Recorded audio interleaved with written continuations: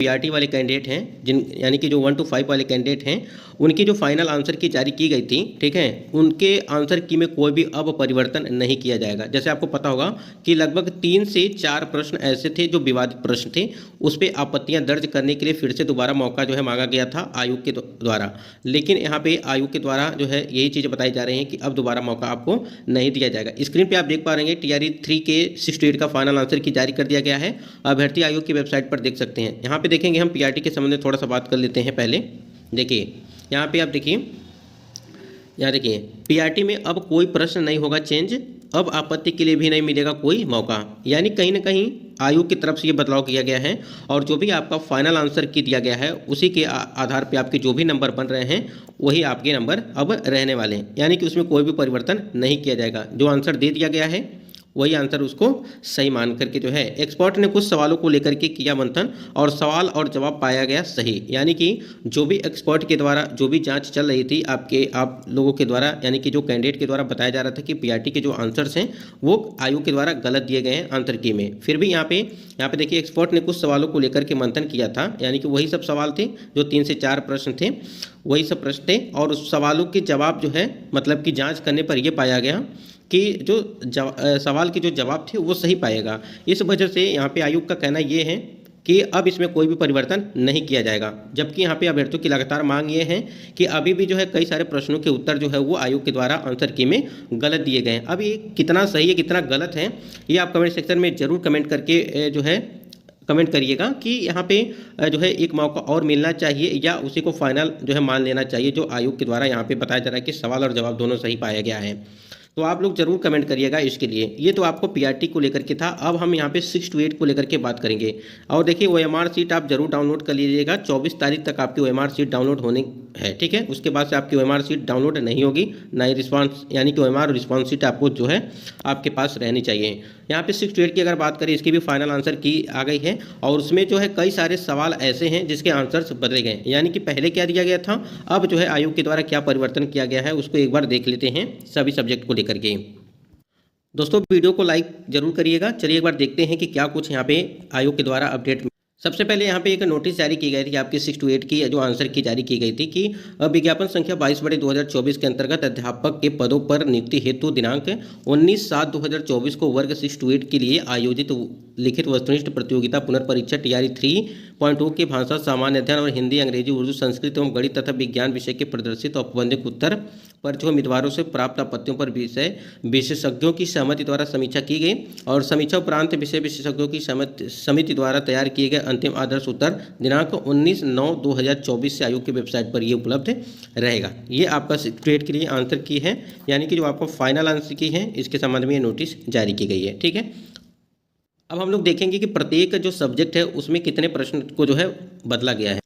सबसे पहले हम लोग देखेंगे यहाँ पे इंग्लिश को लेकर के, उसके बाद यहाँ पे बारी बारी से देखेंगे हिंदी उर्दू संस्कृत, उसके बाद मैथमेटिक्स, ठीक है। पहले इंग्लिश का देख लेते हैं।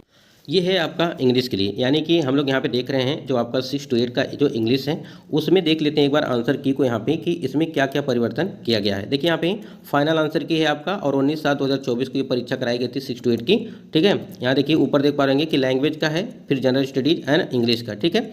उसके बाद देखिए यहाँ पे नीचे आप आएंगे तो अलग अलग सेट दिया गया, सेट I है, J है, K है, फिर L है, ठीक है।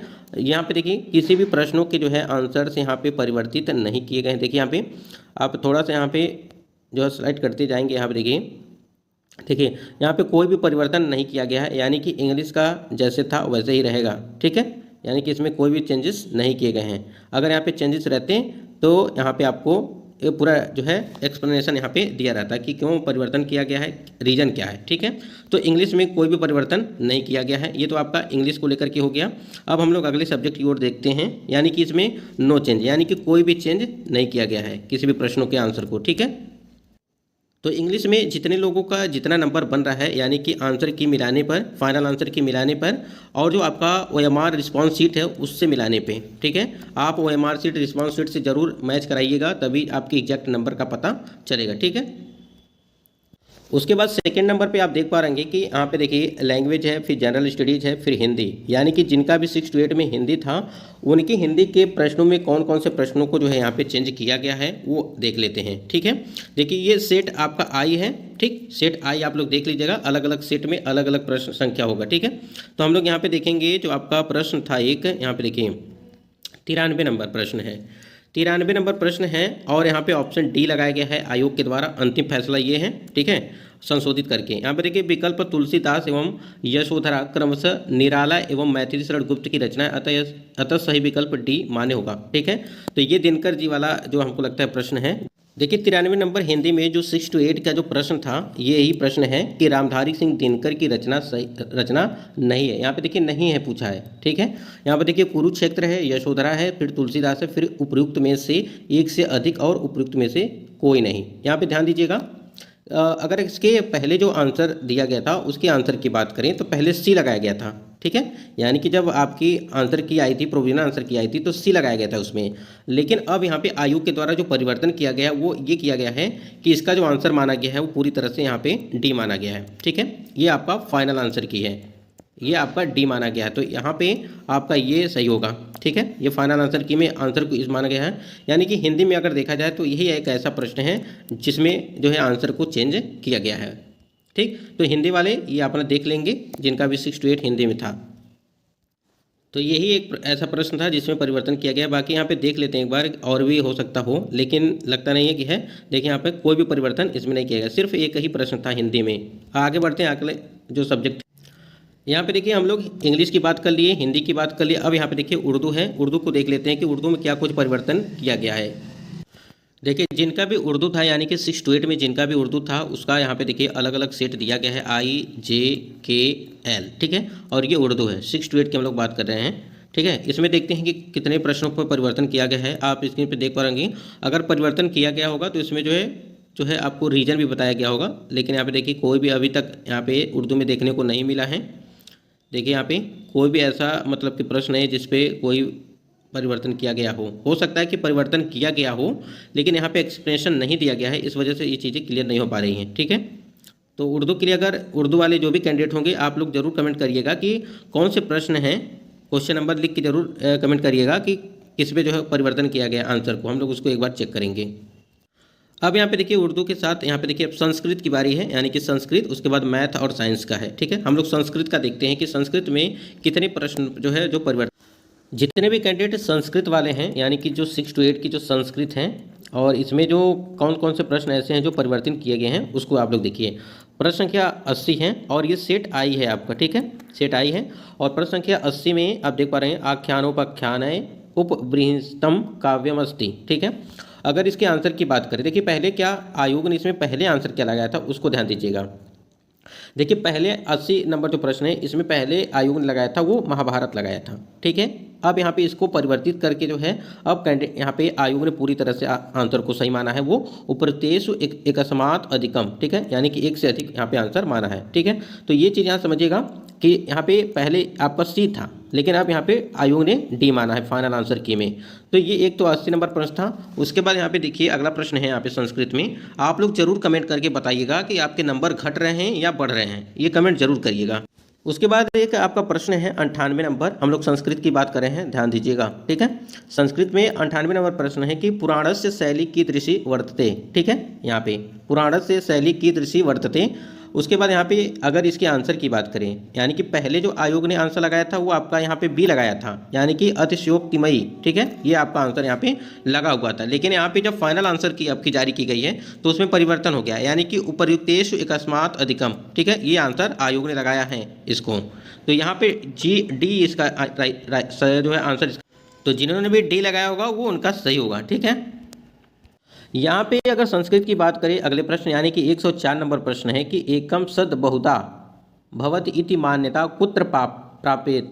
ठीक है, यहाँ पे जो आंसर है यानी कि 104 नंबर आंसर की अगर बात करें तो यहाँ पे आयोग ने पहले इसको सी माना था। ठीक है, पुराणेषु। ठीक है, इसका राइट आंसर यहाँ पे पुराणेषु माना था आयोग ने, लेकिन जब यहाँ पे परिवर्तित किया गया है देखिए इस प्रश्न को ही डिलीट कर दिया गया है, ठीक है, इस प्रश्न को ही डिलीट कर दिया गया है और इसमें जो है सभी को कॉमन नंबर मिलेंगे, यानी कि यहाँ पे जो है बोनस अंक सबको मिलने वाले हैं इस प्रश्न में। तो ये आपका प्रश्न जो है डिलीट कर दिया गया है, इस पर सभी को 1 अंक प्राप्त होंगे।